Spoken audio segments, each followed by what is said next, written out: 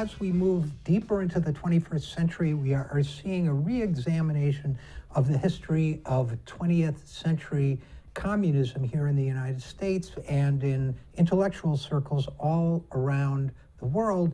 Joining us now to discuss American communism specifically is Sarah Jaffe. Sarah is a Nation Institute Fellow. She's an independent journalist. She covers labor, economic justice, social movements, politics, gender, and pop culture. And she is the co-host of Dissent Magazine's Belabored podcast. She's also on the editorial board there. She's a columnist at New Labor Forum, and she has written a book we discussed with her on this program last year, Necessary Trouble, Americans in Revolt. She is also the author of a recent guest column in the New York Times on American communism, and she joins us now. Sarah, thanks for coming back on the program. Thank you for having me back. So your program, your column in the Times is entitled The Unexpected Afterlife of American Communism. I don't know if you wrote that headline or not, and we'll get to the afterlife in a minute. But first of all, I want to talk about how did you come to write this? So the Times is doing a series called Red Century that's actually a weekly column on whatever communism has meant. It's the 100th anniversary of the Russian Revolution this year.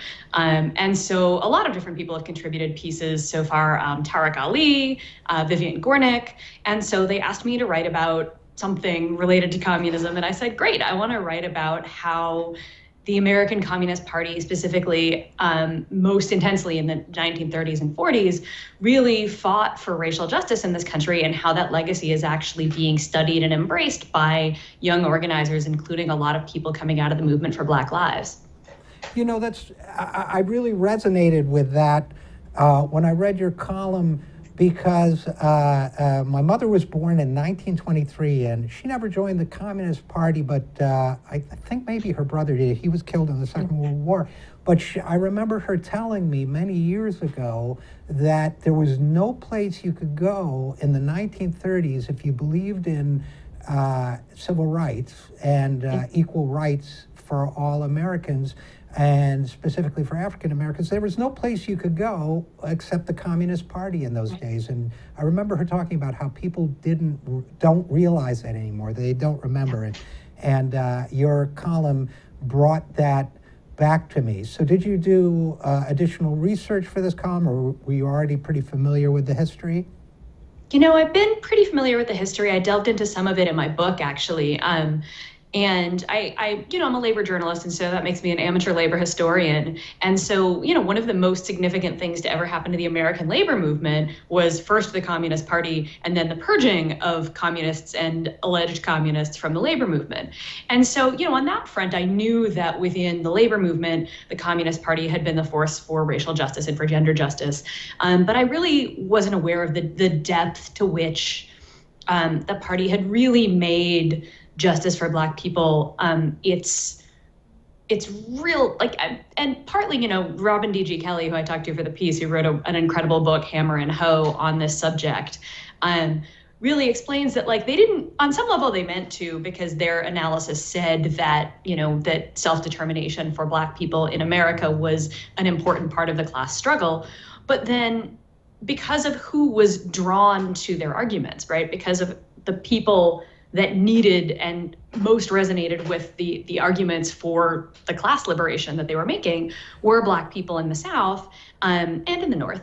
But this actually shaped the party in the US and what it did and the decisions that it made sort of day to day in a way that dictates from Moscow really didn't do.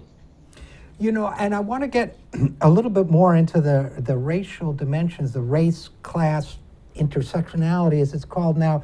But even before we get there, Sarah, one of the things that struck me about the Times series on the Red Century, about your piece, and some other things I've read, is that now, this year, as you mentioned, is the centennial of the Russian Revolution.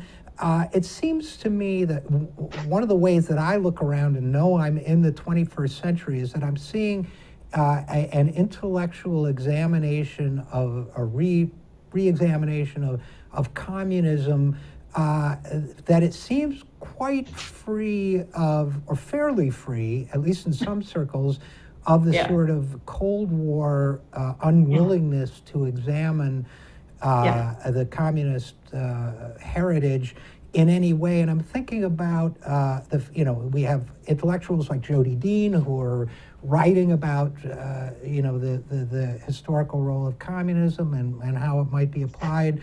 We have, it seems to me like the Red Scare part has gone away, and people are seeing it as an intellectual and political tradition, not denying some of the horrors of the Soviet history, as an intellectual tradition to be explored. And I don't know if you have any thoughts on that. No, absolutely. And I think that one of the things, in my book, I sort of argue that the 2008 financial crisis killed what the British political theorist Mark Fisher called capitalist realism, right? And his argument was that, the old Frederick Jameson quote that it's easier to imagine the end of the world than to imagine the end of capitalism. Well, to me, the 2008 crisis made us deal with the end of capitalism, or the potential end of capitalism. It's not dead yet, but we saw that it could end. And that frees up a lot of thinking. And so you see things, whether you see somebody like Shama Sawant on the Seattle City Council, you see the growth in membership in the Democratic Socialists of America. There are over 20,000 members now. You see the success of Bernie Sanders. I'm wearing my Just Hate Thatcher shirt today, or Still Hate Thatcher shirt today, in solidarity with the Labour Party in the UK, which is going to the polls as we speak, to vote potentially for the furthest left platform for the Labour Party in many decades. That's talking about nationalization of key industries, right? We're thinking about these things because it became really clear that capitalism had spectacularly failed. Well, and I personally, I think it's great that we're exploring alternatives, and I think the history of communism and communist thought is fascinating. It also makes us socialists look, more reasonable. But I'm being a little flippant there. But in terms of what you were talking about the black embrace of communism, and particularly in the South and elsewhere, during, I guess we're talking about as you said, the 30s and 40s. It's interesting because one of the poignant things about that era is that I get the sense that there was a great hope in those days that there would be a kind of class solidarity built among working people of color and white working people that overcame historical prejudices and created momentum for economic change. And I'm sure you agree that's a hurdle we still haven't overcome in this country. Yeah, and it really, I talk about in the Times piece a little bit the way that, you see this happen both ways. So you had people who are very associated with trying to crush black struggles, like Bull Connor, right, in Alabama, and you had people like that making these arguments that, the communists are encouraging race mixing, and that, the communists are going to nationalize white women, these very sort of sexualized fears to try to whip up these divisions between people, right? And then on the flip side, in the 60s and 70s, as you see, again, the rise of the civil rights movement and these struggles, you had Martin Luther King called a communist and accused of being this outside agitator, right? That this narrative comes in, and we saw it again around Black Lives Matter, that anytime you sort of make demands for racial equity, racial justice, black liberation, you're accused of being a dangerous communist. And so these tensions have always been there. And then, it's been incredibly frustrating to me, frankly, since this election, for this sort of ongoing debate, like, is it race? Is it class? And I'm like, it's always been both in this country. And you can't talk about one without talking about the other. And the thing that the Communist Party of many, many decades understood is that is the only way to go forward. I talk about Claudia Jones in the piece, who was a writer for the Daily Worker. She was a high up member of the Communist Party, and she was a black woman who was eventually deported for being too dangerous and was sent to England, actually, once again, to live out the rest of her life because she was too threatening to this country. And she put forward, as Charlene Carruthers says in my piece, the argument that we now call intersectionality decades before we came up with that name for it, decades before Kimberly Crenshaw put that title on it. It's interesting, Sarah, Jaffe, because you're talking about a negative and a positive. intersectionality. You're talking about this sort of psychosexual nexus of Oh, white yeah. fear, which is, Yeah. you know, they're all the black people are going to nationalize our women and take over our country and help the communists, and the communists are behind it. And by the way, the only movement that I know that attempted to nationalize white women was the conservative movement, when Phyllis Schlafly was saying how white women needed to stay home and you know, cook and raise babies. That's nationalization. But right? You're gonna we need to be under control of the state, right? You gotta control those scary women. Yeah. But on the positive side, you're also talking about the intersectionality of class and racial struggle. That I share your frustration at the way the conversation has taken place after the election. The notion that they're somehow different and worse yet in conflict, I think would be incomprehensible to Martin Luther King, who described himself as a socialist, to Malcolm X, who believed in black economic independence, to Gandhi, whose Salt March was an economic protest.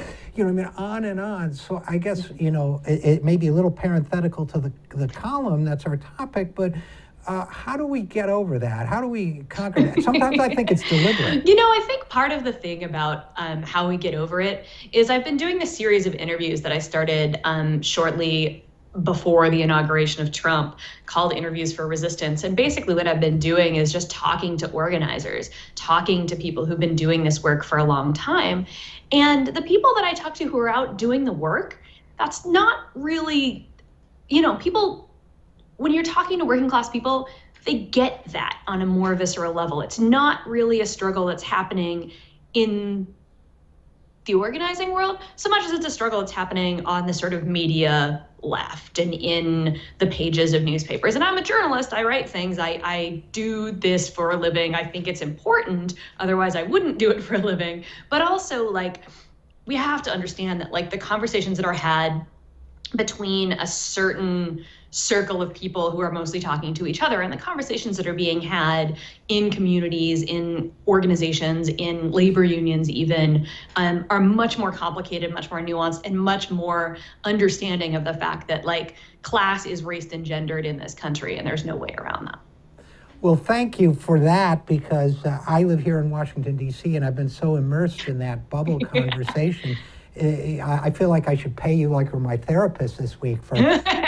Gotta get out of DC. I gotta get out of New York a lot too. It's a thing that happens. Right. Now, so in the 3 minutes or so we have left, what is the afterlife of American communism that you're talking about here?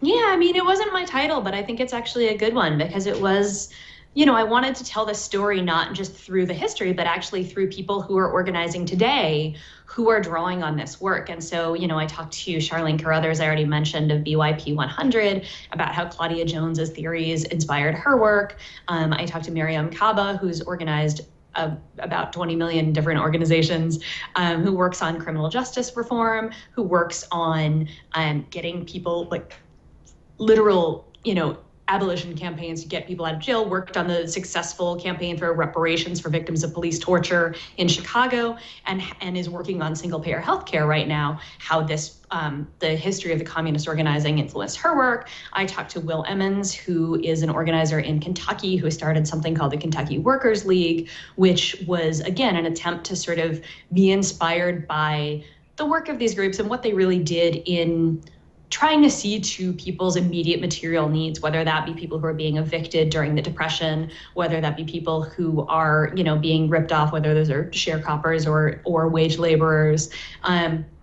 Dealing with people's needs today often involves work around immigration, preventing deportations, that kind of struggle. But really understanding that, like, the way to get to radical politics is to deal with people's real material needs.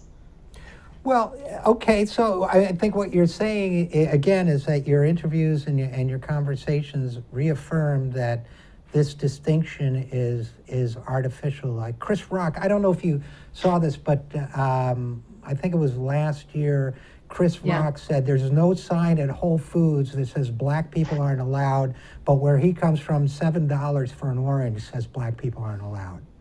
Yeah. So where do we go from here? I mean, we've got some good lessons from the from history and from the people you talk to, how do we translate these lessons into better awareness and more coherent action going forward? Yeah, I think there's a lot of really great work that's going on that's drawing on traditions like this, like I said, and I'm doing my best at least to put forward the work of organizers who I think are doing this in a smart way and make sure that that's replicable. So I did some of that in the piece in the Times. I'm doing that with this interview series. I do that with the work that I do all the time.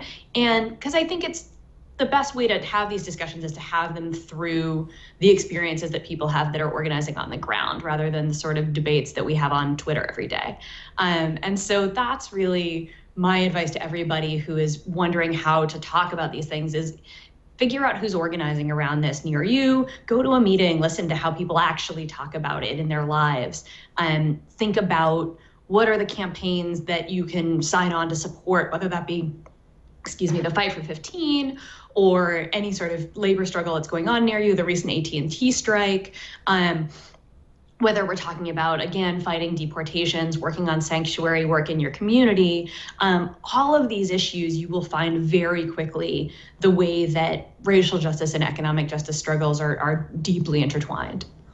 So if people are claiming that class and identity are two separate struggles, I think the TLDR of what you just said, to use web terminology, is you people really need to get out more. Sort of, yeah. All right. Well, good. Well, Sarah Jaffe, journalist, Nation Institute fellow, and author of Necessary Trouble, Americans in Revolt. Excellent, great piece for the New York Times, and thanks for coming on the show. Thank you for having me.